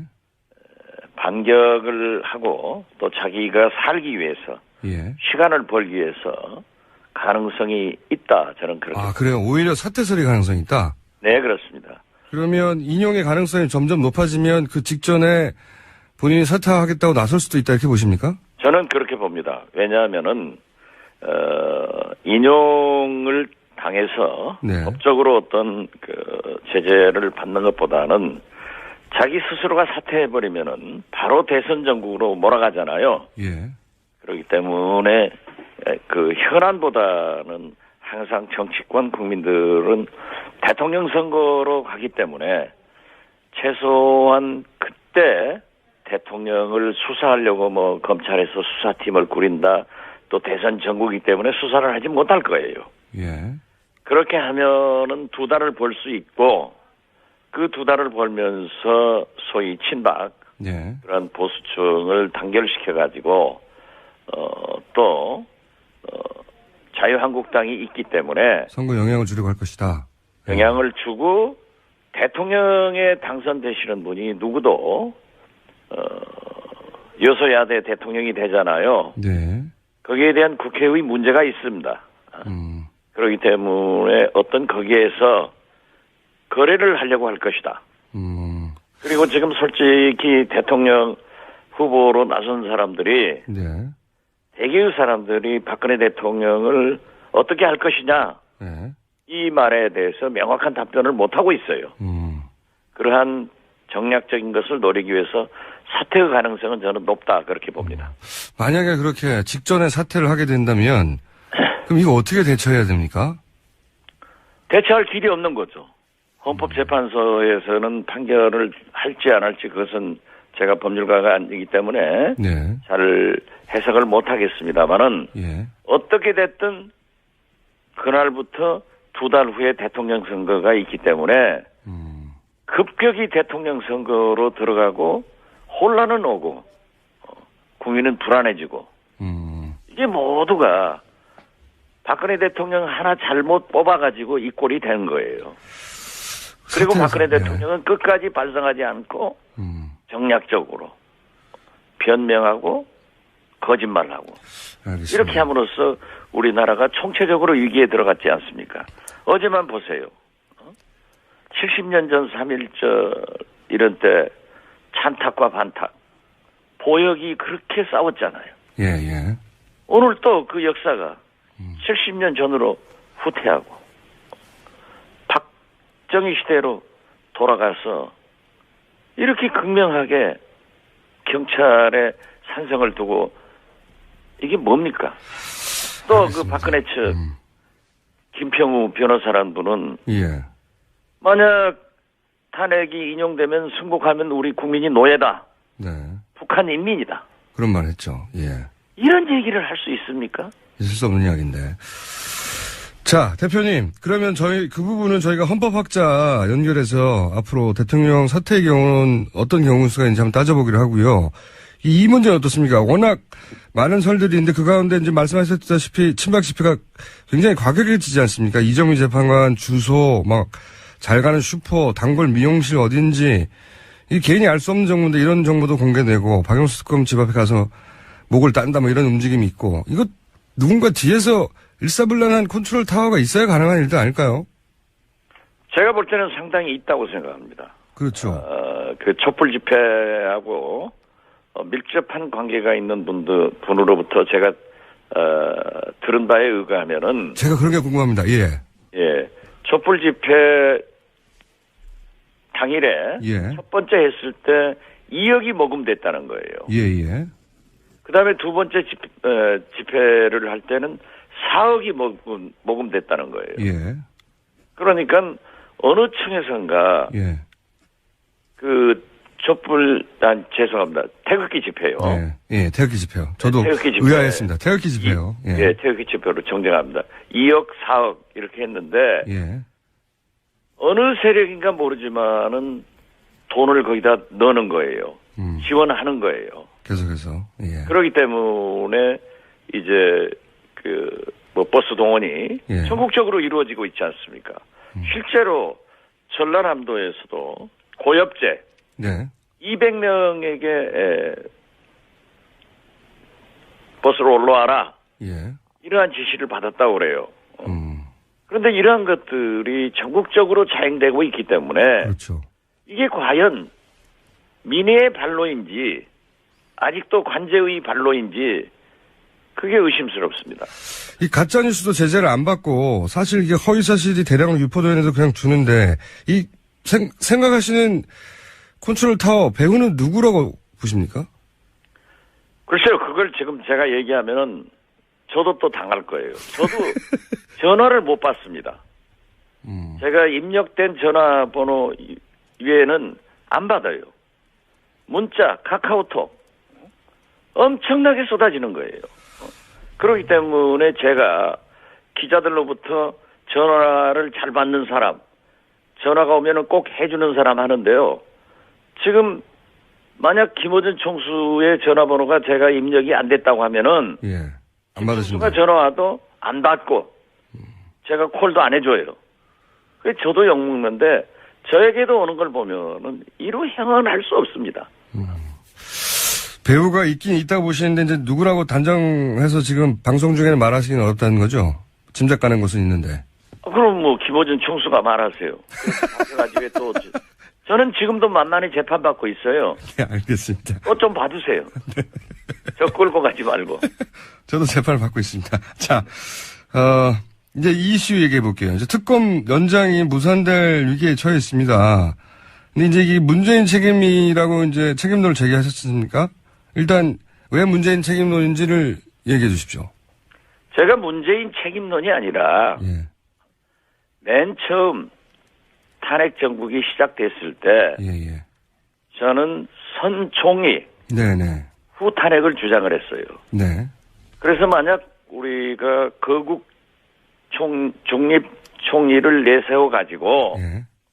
거기에서 최순실, 우병우 사단의 인적 청산 후에 예. 검찰 조사, 국정조사, 특검을 하면은 예. 박근혜 대통령의 죄상이 만천하에 밝혀지고 탄핵은 된다. 네. 이렇게 했을 때 문재인 대표와 민주당에서는 혁명적 청소가 필요하다. 네. 지금 괜찮다. 그러면서 심지어 민주당 일부 의원들은 탄핵만 되면은 황교안 할아버지가 와도 괜찮다. 라고 했는데 저는 황교안 대행이 공안검사였고 제가 법무부 장관을 할 때 이 법사위원으로서 잘 알고 있습니다.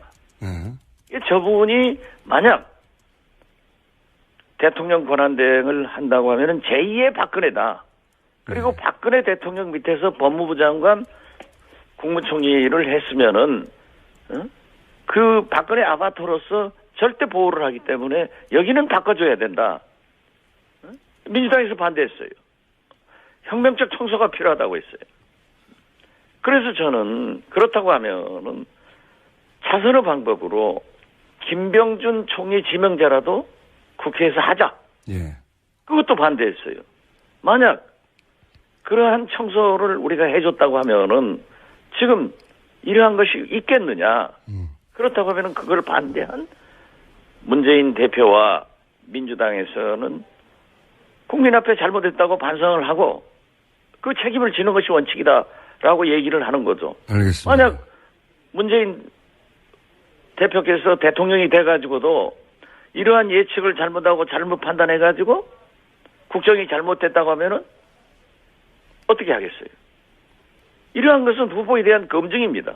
알겠습니다. 그리고 가장 지지도가 높은 문재인 대표는 거기에 상응하는 언행을 해야 돼요. 자. 그게 잘못됐습니다. 네. 아니요. 대표님 논리는 이해했습니다. 그러니까 거국 내가 중립적인 총리부터 임명해뒀으면 지금 황교안 총리처럼 거부한 일도 없었을 텐데 그때 총리 임명부터 하자는 걸 탄핵부터 하자고 해서 아니요. 저는 탄핵도요. 예. 만약 12월 2일 날 상정했으면은 민주당이 주장했던 대로 상정했으면은 부결됐습니다. 그때도 민주당에서 그런 얘기 했어요. 차라리 부결시키자. 그래가지고 광화문의 촛불의 힘으로 청와대로 몰고 들어가자. 이게 21세기에 가당한 일입니까? 그리고 우리가 야당이 표를 다 모아도 안 되기 때문에 비박들하고 협력을 해서 비박들이 탄핵에 당첨하겠다고 하면 받아와야죠. 그런데 그때 박근혜 대통령 3차 담화를 보고 비박들이 7일까지 기다려보겠다 해서 제가 9일 주장한 거예요. 네네. 그랬었죠. 예. 제가 충분히 이해했습니다. 그러니까, 어쨌든 총리 임명하고, 거국 내각부터 정리해서, 그때, 말하자면 박지원 대표님 제시하신 아젠다대로 했었으면 이러지 않았을 것이다. 요약하자면. 근데 이제 그러지 않았기 때문에 이런 일이 벌어졌으니 그때 당시에 대해서 사과하거나 잘못된 판단에 대해서 얘기해야 한다. 이런 말씀이시잖아요. 그렇습니다. 예. 예. 물론 뭐 그렇게 생각하지 않은 사람도 있을 수 있습니다. 그때. 그렇죠. 네. 지금 탄핵을 반대하는 태극기 집회하는 사람들도 있지 않습니까? 제 말은 뭐냐면 건강한 나라에서 찬반이 있는 것은 당연하고 예. 제가 또 비판할 것은 저도 당연히 비판을 하면 박지원이 잘못 생각이다라고 저를 비판하는 것도 당연한데 예. 그렇게 문자로 전화로 폭탄 내려서 린치시키지 말라 이겁니다. 알겠고요. 저는 이제 간단하게 그렇지 않다고 생각하는 분들 주장을 요약하면 그때 거국 중립 내각을 그래서 총리를 임명했으면 아마도 대통령은 탄핵이 안 되고 이 선으로 물러났으니까 이 정도 선에서 탄핵까지는 가지 말자. 대통령 지위는 유지되고 뭐 이러지 않았을까 싶기도 합니다. 근데 제가 아니요. 그것은 아니죠. 왜냐하면은 예. 그렇게 철저히 수사를 하면은 예. 제가 말씀드렸듯이 박근혜 대통령의 죄상이 만천하에 드러나는데 그걸 어떻게 거역할 수 있습니까? 철저히 드러났을까도 의심스럽기도 하고요. 대통령이 왜요? 현직에 있으니까. 제 말은 중립 내각이 되고 네. 지금 저 대통령이 현직에 없었습니까? 제 말은 말이죠. 내각이 되고 특검이 되고 국정조사가 되면은 최순실이 더 드러나고 모든 게 더 드러났을 거예요. 제가 드리고 싶은 말씀은 뭐냐면요. 물론 저도 가정을 가지고 얘기하는 것이고 대표님도 가정을 가지고 얘기하는 것이고 대표님 가정이 맞다고 하죠. 제가 아니요. 저도 그 가정을 부인하지 않아요.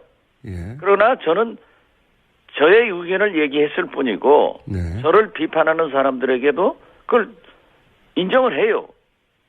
그렇지만은 역사에는 가정이 없다고 했지만은 우리가 그렇게 했으면은 훨씬 더 좋은 결과가 왔을 것 아니냐. 네네. 지금 현재 역사 교과서 사드 뭐 하나 해결된 게 있습니까? 제가 이렇게 아쉬움으로 이해하겠습니다.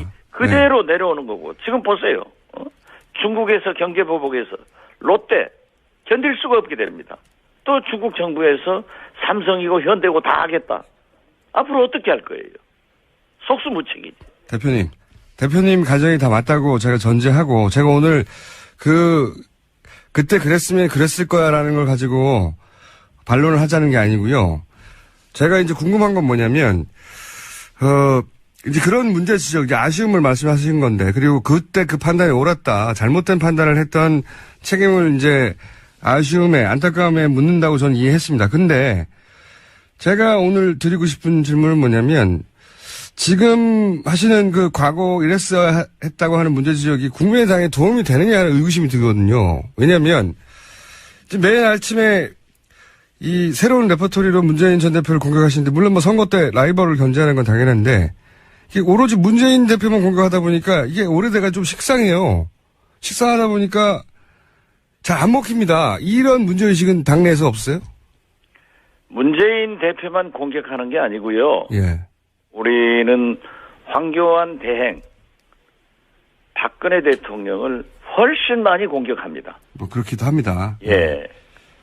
근데 야권 지지자들 박근혜 대통령과 예. 이명박 대통령을 공격한 사람이 있으면 손 들고 나와보라 가세요. 그것은 예. 기사화되지 않고 문재인 대표에 대해서 얘기하는 것은 물론 그분이 대통령 후보 지지도 1등을 가고 있기 때문에 당연히 비판을 억울한 받게 점도 되죠. 있을 거예요. 예. 그렇지만 그러한 과정을 통해서 검증을 받아야 돼요. 그리고 그러한 것이 있었다고 하면은 솔직하게 얘기하는 게 좋아요.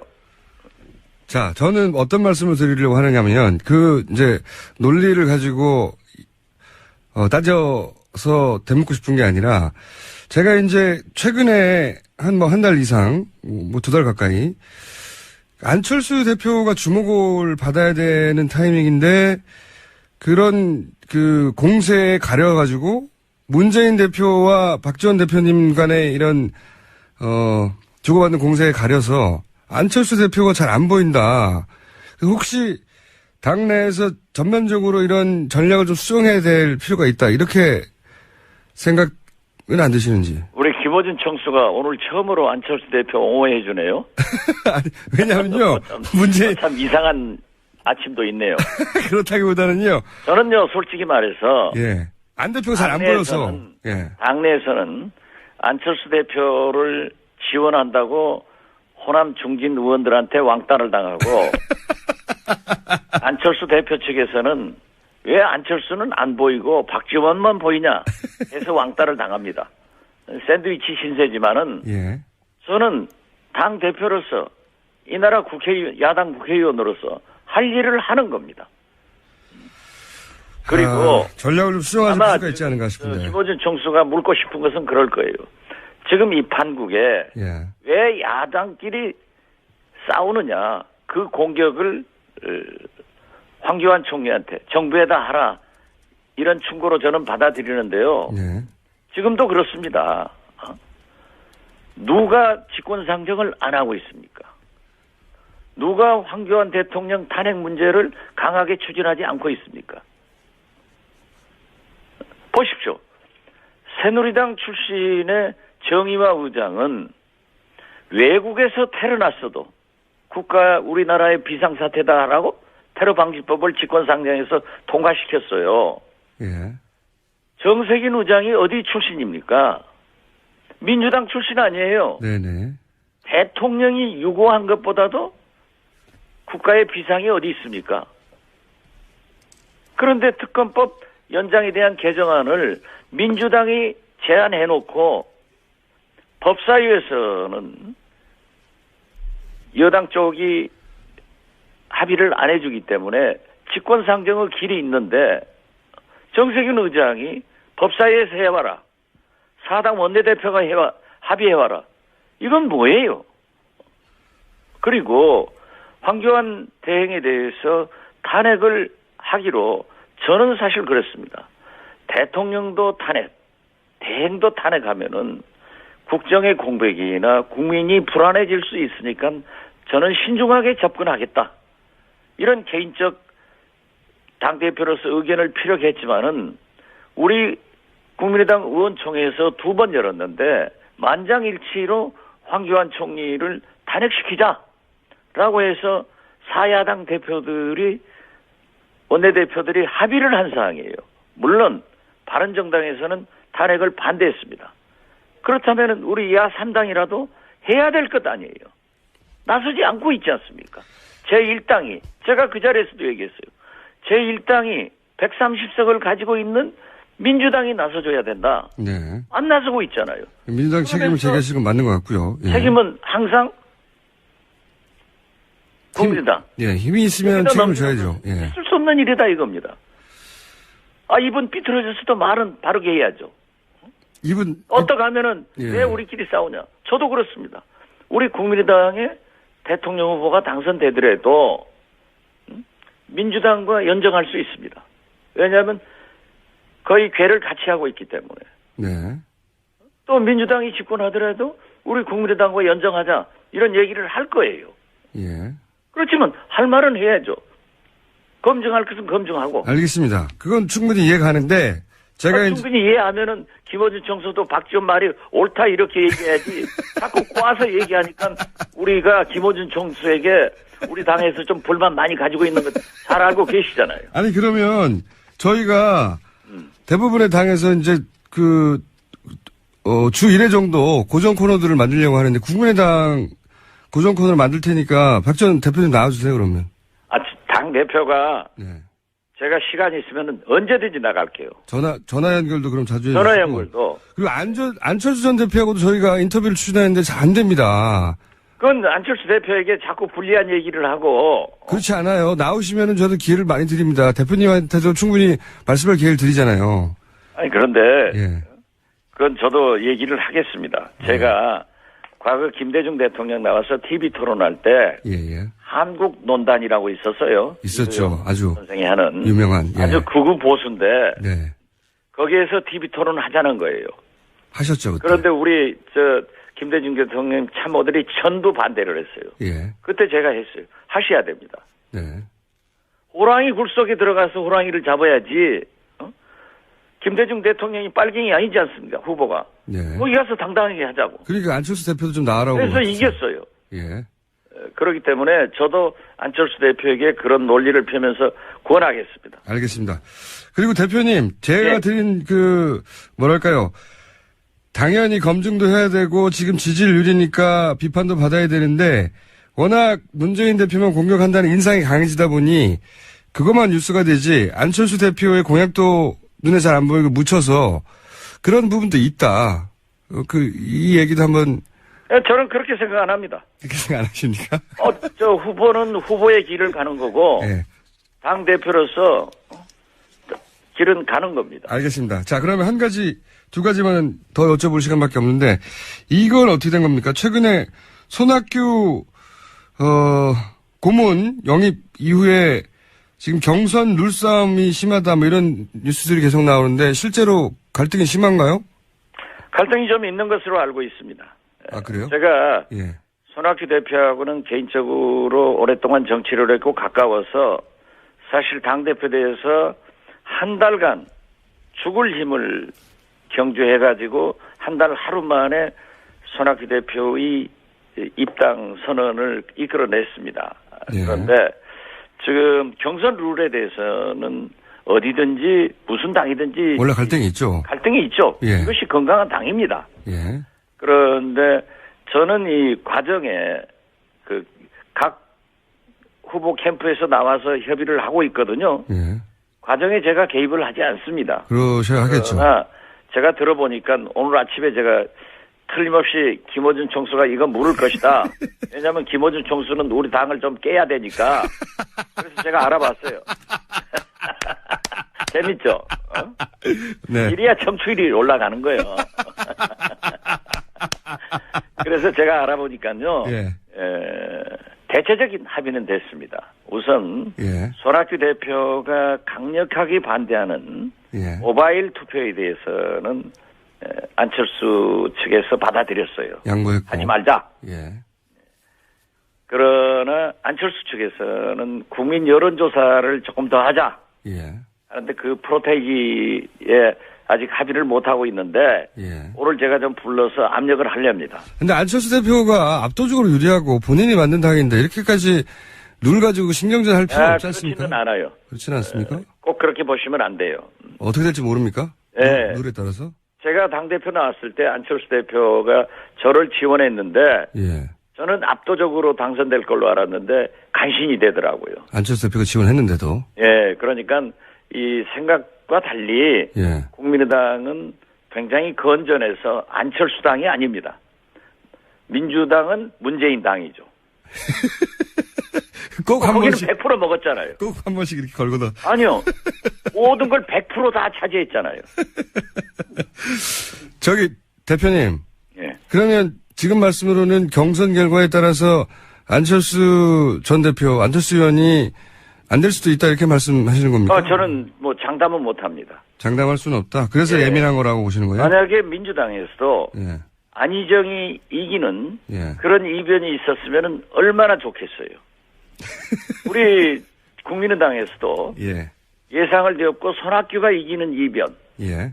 굉장히 재밌잖아요. 가능할 거라고 보시는 거죠? 저는 가능 뭐 불가능을 떠나서 예. 당 대표로서 그러한 가능성도 있다. 네. 그렇게 보고 있습니다. 그러기에는 안철수 의원님의 뭐 조직이나 세나 또는 의원이나 단기 필마로 들어가신 거나 마찬가지 않습니까? 손학규 전 대표는. 그러니까. 그것을 손학규 대표에게 높이 평가를 하고 존경하는 건데요. 그러면 룰을 그냥 다 그쪽에서 정하라고 주셔도 되는 거 아닌가요? 그렇지만 그건 아니죠. 알겠습니다. 자. 예. 대표님, 오랜만에 연결해서 제가 별로 반론도 안 하고 말씀하시는 거 다 들어드렸으니까 아니, 반론을 할 여지가 없죠. 생각이 옳기 때문에. 그래서 우리 김청수를 존경하고 좋아합니다. 이렇게. 반론을 안 해가지고요? 말씀 다 하시고, 들을 말씀 다 들어줬어. 저도 그러잖아요. 네, 알겠습니다. 자, 자주자주 나와주세요. 전국이 앞으로 요동칠 거 아니겠습니까? 그렇습니다. 네. 예. 어떻게 됐든, 이렇게 분노와 불안의 촛불 전국에서 만약 인용이 되면은 예. 이제 불안, 혼란이 오지 않도록 우리가 노력해야 됩니다. 오늘 말씀 여기까지 듣고요. 다음 시간에는 안철수 대표도 함께 섭외하셔서. 그러면 제가 진행을 하죠. 오늘 여기까지 듣겠습니다. 감사합니다. 알겠습니다. 감사합니다. 네, 국민의당 박지원 대표였습니다. 불친절한 AS. 네, 오늘은 특히나 특검 연장에 대한 문자가 많네요. 권성동 법사위원장 전화번호 좀 뿌려달라고. 네. 특검 연장하면 바른정당을 지지하겠습니다. 문자도 많습니다. 네. 그만큼 절실하거든요. 그리고 이제 버스 기사님들 문제도 요즘은 계속 많습니다. 경북 울진에서 대구 가는 천마고속 버스 기사님이 휴대폰 스피커로 뉴스 공장을 트니까 뒷자리 아저씨가 뭐 이런 뉴스가 다 있냐고. 네. 안전하시는 분들도 있겠죠. 네. 저희 아버님은 새누리당 지지자이고 샤이 박근혜인데 요즘 뉴스 공장을 들으십니다. 보람찹니다. 네. 감사합니다. 아, 이거 굉장히 중요한 지적을 하셨네요. 어제 광화문 광장에서 TBS 중계차를 봤는데 공장장 사진이 너무 작게 붙었습니다. 저도 기대합니다. 예. 차를 전부 다, 덮어쓰게 사진을 키워야 된다. 네. 박세진 씨 감사합니다. 그 외에 박재원 원내대표, 아니죠, 대표님이죠. 대표님에 대한 반응도 참 많네요. 이분과 인터뷰를 하면 항상 재밌습니다. 자, 여기까지 하겠습니다. 자, 도시건축가, 시사 방송에서 이게 건축 이야기 하는 경우가 거의 없거든요. 그렇죠. 도시 이야기도 없고, 예. 또 건축 얘기도 없고. 그래서. 근데 어떻게 이렇게 딱 알고서. 그러게 말이에요. 요때 이렇게 요긴할 줄 알고서 딱 하는, 그 해안의 존경심을 저희 표합니다. 게스트들이 다 그래요. 저희 게스트들이 안민석 의원 사실 잘 몰랐거든요. 사설이지만 다들. 네. 요즘 그분이 이제 사석에서 그런 얘기 하세요. 네. 연예인들, 스타들 고충을 자기가 알겠다고 이제. 네. 저는 뭐 그렇지는 않습니다만은. 네. 저는 사실은 책을 쓰자는 이 제안들이 하도 많아서 솔직히는 많이 힘듭니다. 요즘요? 여기 나온 얘기들을 네. 책으로 내자고. 저기 책 써도 뭐, 정숙해서 안 읽으실 거니까 안 읽어. 근데 이제 지금 실제 거리에서 많은 역사가 이루어지고 있잖아요. 그렇습니다. 네. 네. 그러다 보니까 건축과 거리와 이 시사적인 걸 엮어서 해설해 주는 분이 나오니까 네. 귀에 쏙쏙 들어오고. 근데 본인은 굉장히 힘들어요. 사실은 지금 제가 오늘 다시 광장 해가지고 주제를 들고 나왔는데 사실 제가 지금 이제 글도 하나 써줘야 되거든요. 광장에 대한 거. 네. 근데 정말 그러니까 쓰기가 힘이 들어요. 그러니까 뭐 쓰기 힘든 건 아실 겁니다. 어저께 같은 풍경은요. 맞습니다. 저도 정말 전 세계적으로 없습니다. 네, 기괴한 풍경이다 이렇게 생각했어요. 역사적으로도 없습니다. 정말 말이 안 되는 3.1운동이 거기서 있었거든요. 바로 그러니까 뭐냐면 3.1운동 저기가 항상 대한문 앞에서 시작을 했어요. 예. 그래서 고종 돌아가시고 뭐 그런 것도 다 대한문 앞에서부터 출발을 해서 거기가 사실은 태극기에 거의 뭐 발상지라고 해도 다름이 없을 정도입니다. 그때 제가 알기로는 태극기라는 게 공식적으로 보급이 안 돼가지고 일장기지 않습니까? 네. 일장기를 구해서 거기다가 어차피 바탕이 똑같잖아요. 똑같으니까 거기다가 거기다 색칠해가지고 삭대기도 스스로 삭대기로 해가지고 사괴 그려가지고 들고 나왔다고 하더라고요. 근데 그런 출발이 그 자리에서 있었는데 거기를 이제 친박 집회가 글쎄요. 장악해버리니까. 근데 이제 시작은 이제 몇 줄 됐죠. 근데 이제 지난 토요일 날 저도 지난 토요일 날 이제 그 앞을 지나가서 가고 있는데 그 다음부터 제가 지금 이렇게 막 속에 얹혀가지고 네. 지금 막 이게 소화도 안 되고 아주 너무너무 힘듭니다.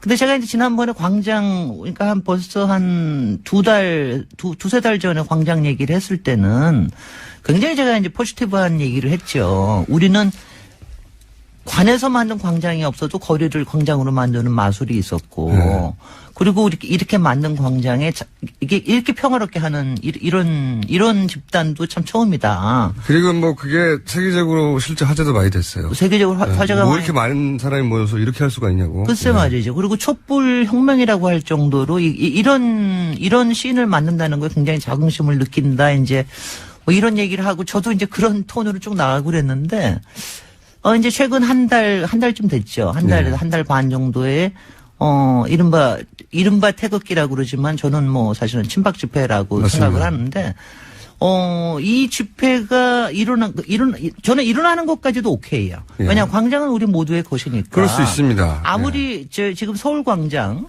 지금 이제 저기 하는 게 지금 이제 찾아보시면 서울 광장에 이 사람들이 지금 거기에 또아리를 치고 있는데, 그러니까 천막들 몇 개 놔두고 하는데, 그 불법이에요. 예. 그래서 지난주에 이제 드디어 박원순 시장이 못 참고. 예, 이제 참다가. 화가 났어요, 화가. 박원순 시장이 얼마나 참으시는 분입니까? 시민에 참여해가지고 그러다가 드디어 이제 고발하겠다. 그러니까 이제 박영수금 집 앞에 가가지고, 방맹이 휘두르고, 그거 보고 화가 나셨어요. 네. 이거 정말 그대로 두면 안 되겠구나. 그렇잖아요. 도를 넘어섰다고 생각해서, 불법이지만 봐줬던 것들을 다 걷어버리겠다고. 네. 예.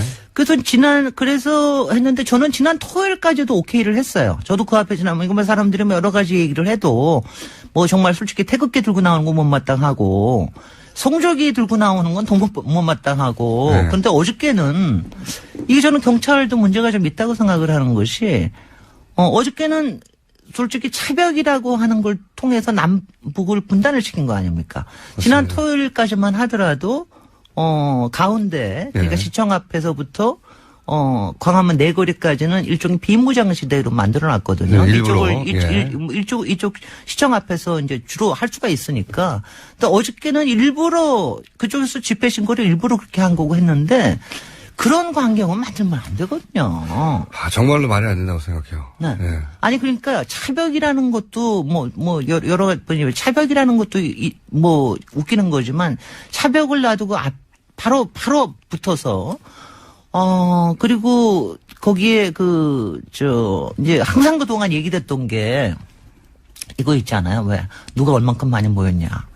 어저께 이른바 탄기국 탄핵기가 그쪽에서는 몇만 모였다고 그랬게요, 어저께? 500만이라고. 500만 모였다고 그러니까. 거기가 500만이면 우리나라 인구가 한 3억 정도 되는 겁니다. 아니, 뻥튀기를 해도 너무 심하게 뻥튀기를 하니까. 요 앞에 집회는 300만이라고 주장했거든요. 근데 이거는 팩트로요. 네. 이건 이렇습니다. 그러니까 광화문 광장이 시청 앞 광장이 한 3배쯤 넓어요. 근본적으로. 그리고 시청 앞 광장이라고 해서 작지는 않습니다. 그 주변에까지 다 하면 꽤 많아요. 그리고 어저께 같은 거 보면 눈으로 봐도 물론 양쪽에서 다 주장하는 바가 다르지만 그렇게 아주 굉장히 비슷할 정도로 많이 나왔거든요. 많이 나왔는데. 거기 이제 대형 교회에서도. 바로 어저께 제가 한심한 게. 교회가 왜 아니, 성조기까지 나왔는데 왜 여기 이스라엘 국기가 나오냐고요.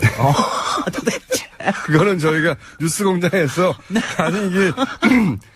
성조기를 드느니 차라리 기독교의 발상지가 이스라엘이니까 이스라엘 국기를 들면 그나마 말은 되지만. 말은 된다고 그러죠. 이렇게 말을 했는데 진짜로 이스라엘 국기가 등장하고 웃긴 거는요, 이스라엘 국기에 트럼프 사진과 박정희 대통령 사진과 성조기와 태극기가 한 몸에 다 있는 그런 옷을 입고 나타나시는 분들이 많아요. 그래서 이 숫자 노름을 가지고서 얘기하는 거는 더 이상 무의미할 것 같고요. 사실 500만이라고 그러면은 저희가 6월 항쟁이 있을 때 그때 사실 여태까지 중에서 가장 컸던 건데 그때 한 20일 정도 시청 앞하고 광화문에서 시위를 했었거든요. 그때 20일 동안 모인 사람들이 500만입니다. 500만은 있을 수가 없는 게요.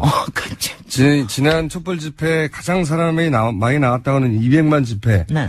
전국이 그렇다. 전국에 그랬습니다. 그러니까 그때 광화문 쪽에 모인 사람들이 100만 플러스 마이너스인데. 그렇죠. 이거 여러분들이 생각하시는 이러면 좋겠어요. 그러니까 지금 촛불 집회를 할 때는 보통 낮에 2시부터 밤에 한 10시까지 계속해서 합니다. 그 안에 유동인구도 상당히 있고. 유동인구가 보통 그 안에 한번 모였을 때 보통은 3배 정도 된다고 그래요. 예. 가령 뭐 우리 유명한 총수께서도 가셔서 잠깐 들여다보고 뭐 고개 먹으러 고개 먹으러 그러시잖아요. 예. 저도 보통 1시간 반 정도만 주변에 있습니다. 근데 그런 사람들이 굉장히 많거든요. 합쳐서 100만이라는 100만이라 그러니까 그렇다 100만이라고 그럴 것 같으면 한 4분의 1 정도가 한 시점에 있다. 이렇게 생각하시면 됩니다. 근데 그때 제일 많이 나왔다고 했던 때가 네. 지금 차벽으로 막아놓은 걸 다 뚫고 네. 그걸 다 메꾸고 그리고 종로까지 몇 칸을 다 메꾸고 그리고 이면도로에 꽉 차고 막 사람 삐져나가서 도저히 그때 터질 것 같았어요, 정말. 그걸 다 합친 네. 그러니까 어제 집회에 몇 배나 온 사람들이 겨우 연인원이 그날 100만이었는데 어떻게 네. 그 광장에 모인 게 500만 이게 말도 안 되는 건데 그래서 이러다 보니까 또 이제 이거 가지고 얘기를 하게 되는데 네. 숫자 이제 그런데 사실은 이제 제가 오늘 하시는 오늘 이야기가? 다시 광장에서 그 과학적인 분석은 저희가 따로 코너가 있어요. 네, 따로 저기는 예. 제가 우리의 광장을 얘기할 때 특색 중에 하나가 몇 개의 광장이 연결이 돼 있다. 서울역 광장부터 숭례문, 그다음에 예. 시청 앞, 그다음에 광화문, 그리고 그 사이사이에 작은 곳들도 꽤 있다. 그래서 그쵸. 이거 자체가 하나의 긴 띠로 거리처럼 돼 있고 행진할 수 있다. 이렇게 얘기를 드렸는데. 근데 거리를 광장으로 만들어버린다고. 이런데, 저는 이제, 뭐 사실 이번 토요일도 있을 거고, 아마 다음 주 토요일 날은 어떻게 될지 모르지만, 이번 그 토요일 이후에는 마지막일 수도 어떻게 될지 모르는데, 그러니까 어저께 같은 광경은 안 만들어야 됩니다. 그거는 그러니까 어저께 같은 광경은 저는 경찰도 너무 무신경했고, 왜냐 우리가 공간을 사람들의 염원으로 채우는 방법 이거에 대해서도 우리가 노력을 굉장히 주의를 기울여야 되거든요. 박원순 시장님 상당히 힘드시지만 그리고 서울 도서관도 굉장히 지금 요새 힘들고 있지만 거기 와서 술판을 그렇게 벌이신다고. 그러니까 그렇지만 사실 서울 광장이라고 하는 게 하나의 노드가 될 수가 있거든요. 그러니까 충분하게 거기서 의견 표명을 하시고 하실 수 있도록 하고 자칫해 우리가 다 같이 걱정했던 게 어저께 충돌이 혹시나 일어날까 봐 걱정한 거 아닙니까? 그런 충돌이 일어날지도 모르는 상황을 만드는 게 굉장히 중요하고요. 왜냐하면 충돌이 실제로 일어나서가 문제가 아니라 우리가 그것 때문에 갖고 있는 이 공포 분위기가 문제입니다. 그걸 만들려고 하는 거죠. 바로 지금 그걸 만들려고 하고 있는 거예요. 테러가 별게 아니고요. 네. 공포심을 불러일으키는 게 테러거든요. 네. 다른 나라에서도 실제로 테러에 다치는 사람은 몇 명 안 되지만 그게 그 공포심이 전국으로 퍼져나가는 거잖아요. 네. 그리고 전 세계로 퍼져나가는 거고. 네. 지금 있는 게 테러예요. 네. 방명이 근데요. 휘둘르고 사람들 불안하게 만드는 게. 그런데 저도 요새 근데 여태까지 광장에서 유혈 테러가 일어났을 때는 이렇게 찬반이 극단적으로 붙은 적은 한 번도 없습니다. 항상 반대 세력과 공권력이 붙은 거예요. 근데 지금 공권력이 어영쩡하단 말이죠, 이게. 공권력이 오히려 봐주고 있죠. 맞아. 이 테러, 네. 공포 분위기를 만들어내는 이 집단을 그냥 봐주고 이런 적은 없단 말이죠. 아니 근데 이것도 좀 있을 겁니다. 왜냐하면 꼭 봐주고 있는 것뿐만이 아니라 지금 너무 헌재에서도 지금 굉장히 조심스럽잖아요. 자극하지 말자. 지금 자극하지 말자라고 하는 이런 분위기가 있는데 이게 이제 3월 10일 이후에 우리의 다시 광장이라는 공간에서 다시 이게 표출될 때 어떤 우리가 관용과 저는 광장은 항상 제일 중요한 게 관용이라고 생각이 돼요. 그리고 충분하게 자유를 느낄 수 있게 하고 그다음에 다른 목소리가 들릴 수 있게끔 하는 우리가 어떤 장치를 만들 거냐. 이거에 대해서는 좀 고민해 볼 때가 왔다고 생각합니다. 광장에서 다시 사람들이 만날 수 있도록 차벽이 아니라 그 고민을 할 때다. 저는 만약에 인용이 되면 그분들 상당수가 극단적인 선택을 하고 막 난리칠 것 같지만 잘 안 나올 거라고 봅니다. 저도 그렇게 봅니다. 네. 동원하는 힘도 떨어지고 그 비용도 많이 드는 거라서 많이 안 나올 거라고 생각이 들고 저절로 그 차벽은 사라질 거라고 생각이 드는데 지금 저는 박근혜 대통령이 그 태극기 집회가 아니라 친박 집회를 주도하는 분들에게 메시지를 보냈잖아요. 근데 메시지를 그냥 보낼 수는 있습니다. 근데 그날 맞춰서 보냈거든요. 원래 이 편지는 자체가 정말 국민의 통합을 저해하는 배신 행위입니다. 이 편지는 거의 한 달 전에 온 거예요. 그럼요. 그거를 답장을 그날 맞춰서 한 겁니다, 일부러. 그러니까 이게 말이 안 되는 거죠. 이게 그거를 부추기는 거잖아요. 저는 그 꿈도 꿨어요. 광장에서 무대가 있든 어디에 있든 양쪽의 집단도 아니에요. 사실 15% 정도에 불과한 사람들인데 그중에서도 다시 또 극렬 분자들은 그중에 한 10%일 텐데 그 사람들이 나와서 충분하게 서로 자기의 보이스를 가지고 얘기를 하는 이런 꿈도 좀 우리가 꿔볼 수 있어야 될 텐데 말이죠. 헌재 이후의 광장. 네. 네. 그런 말씀해 주셨고 우리 얘기 다음 주에 또 한 번 더 하죠. 그렇습니다. 자, 지금까지 도시건축가 김진애 전 의원이었고요. 저는 김어준이었습니다. 내일 다시 뵙겠습니다. 안녕.